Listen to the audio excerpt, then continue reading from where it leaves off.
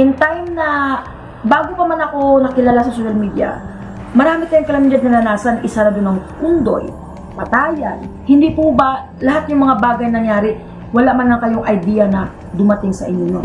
Tama po ba ako? Itong negative visions ko, para lang maging aware kayo. Para sa inyo naman din po yan. Kung maniwala kayo o hindi, decision nyo yan.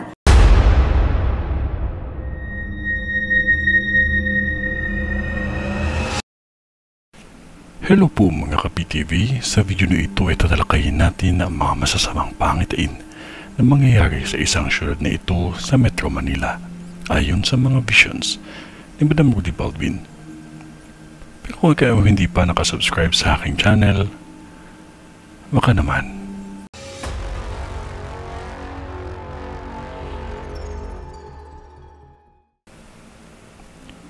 May nakikita akong malaki at malawak na 4 na sunog na mangyayari pa lamang. Ang dalawang sunog ay mangyayari ito sa V Luna Extension. Sobrang laki ito dahil isa itong kainan. At ang isang sunog naman ay sa V Luna Extension pa din sa isang gusali at malaking sunog ito. Isang lugar na kung saan lantaran gumawa ng krimen ang suspek na kung saan madaming kainan. At wala ito sa katinuan, kaya may napatay ito. Kung hindi agad ito maagapan, maaaring makapatay ito ng mga tao. 2 ang nakikita ko na magiging biktima. Sa araw ng tag-init, may mga lugar na halos kaliwat kanan at maya't maya ang sunog. Isa sa dahilan dito ay ang init ng panahon. Kung nakaraang taon may mga sasakyang nasusunog, mas malala ngayong taon. Dahil halos triple ang bilang ng mga sasakyang masusunog. Gawa ng paraan upang ito ay maiwasan. Dahil nakikita ko sa vision ko na may biglaang pagliyap kahit sa gitna ng traffic. Habang umaandar ang mga sasakyan, bigla na lamang itong nagliyap. Maging maingat ang lahat ng mga nagmamaneho sa syudad na ito. Dahil bago man matapos ang taon, halos sunod-sunod ang aksidente. Kahit ilang kilalang personalidad ay hindi nakaligtas. May nakikita akong kilalang tao din na ikinasawi niya ay ang aksidente.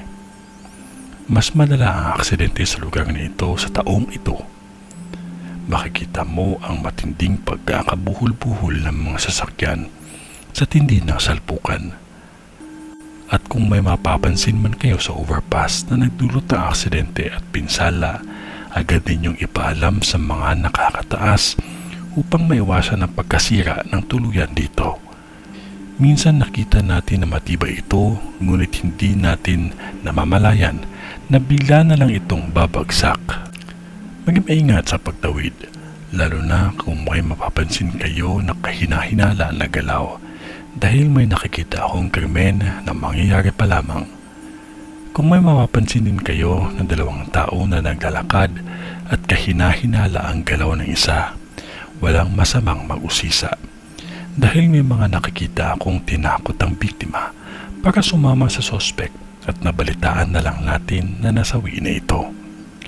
Maging maingat ang lahat, maging alerto at mapagmatyag. Kahit ano pa man ang danasin natin sa buhay, huwag nating kalimutan ang manalangin palagi. Ito ay ang bisyon ni Madam sa Quezon City. Sa ngalan ng Diyos Ama, ng Diyos Anak, at ng Diyos Espiritu Santo. Amen.